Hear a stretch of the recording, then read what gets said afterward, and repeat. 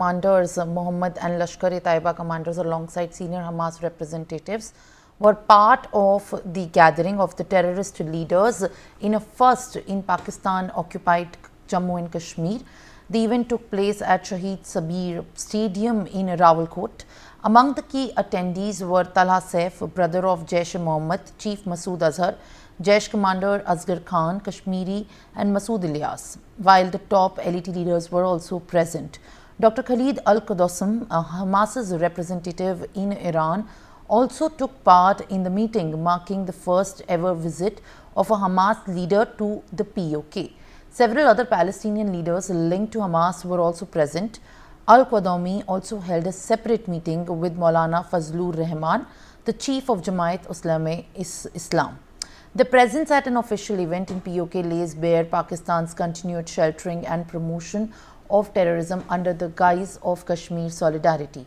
Hamas, a Palestinian terror outfit that was recently involved in the war with Israel, has largely kept its activities limited to the Middle East. However, its participation in a Pakistan-backed conference signals an expansion of its influence and the growing links with the Pakistan's based terror outfit. It also indicates Pakistan's active involvement with global terrorist organizations to fuel the unrest in the region. My colleague Ajay Jandyal is there with me live on the broadcast. Ajay, in a first, this development has taken place. Hamas has become a part of the terror meet in POK, which is attended by Jaish-e-Mohammed and Lashkar-e-Taiba. Yes, rightly said that Hamas is, when participating in the meetings of, Jamaat and Lashkar and Jaish people, that indicates that how Pakistan basically are having hand in gloves with other terror organizations, those who are basically responsible for many attacks in across the world. If you see that Israel and Hamas war was going on for more than 2 years, and Hamas is a terror organization. That is what Israel. That's why they have attacked Israel.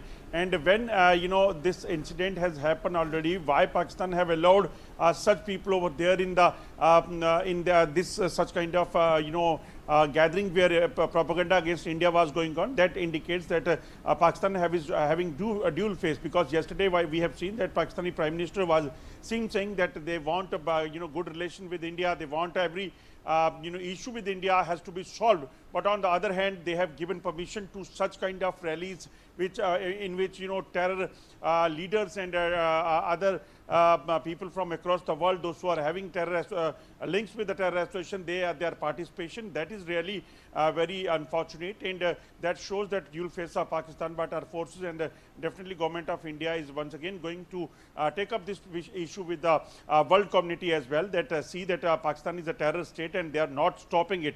They are continuously doing it, and those who are begging for the money from other organizations and the countries for their welfare, they need to understand that basically they don't need money for the welfare of the people, but they need money for once again reviving terrorism across the world, and that is why these the Pakistan and other countries like such countries should be banned properly.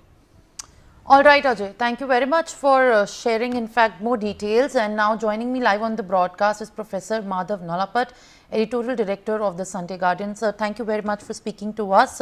What we are in fact tracking at this point of time are the concerning details. The top commanders of Jaish-e-Mohammed and Lashkar-e-Taiba have gathered at one place. And on the very same day when the Kashmir Solidarity Day on February 5th is also witnessed. How do you view these developments, particularly in perspective of the nature that it has happened for the first time? I'd like to say that it's a very concerning development. There are two facts to be borne in mind. One, the military wing of Hamas is almost completely depleted as a consequence of the Israeli strikes. The Israeli strikes on Hamas after the October 7, 2023 terror attack on Israel. So that being the situation, Hamas is obviously looking to replenish the weapons it has lost. And Israel has got a very tight control over the sea and land borders. So it's next to impossible to replenish those weapons supplies, not to mention bombs, etc. From there, the concern would be, and not just for India, but for the Gulf countries, for the United States, for Israel, for the European countries, that Hamas is now looking at tapping the Jaish-e-Mohammed and Lashkar-e-Taiba, in other words, the Pakistan army, for weapon supplies. The Pakistan army has a vast store of illicit weapons procured from various parts, and now with the help of China as well. So it is a very interesting situation in which Hamas has come all the way here.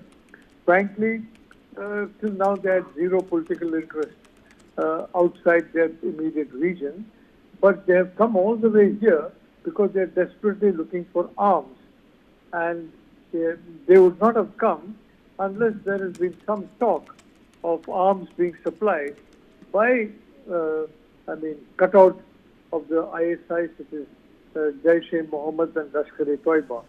So that is a very concerning development.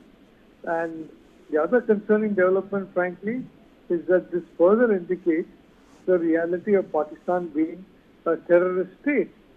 And I think it's very important that the international community take this fact more seriously.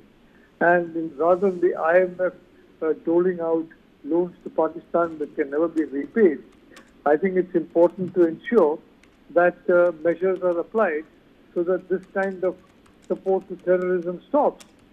Don't forget, Hamas is different from Hezbollah in the sense that Hezbollah is a communist organization, Hamas is an ultra-Wahhabi organization, as are Jaish-e-Mohammed and Lashkar-e-Taiba. So I think it is a very concerning development, and I think one of the main possibilities is that it's looking desperately to replenish its weapon supplies and possibly to have safe grounds for retraining its depleted cadres in guerrilla warfare, etc., etc.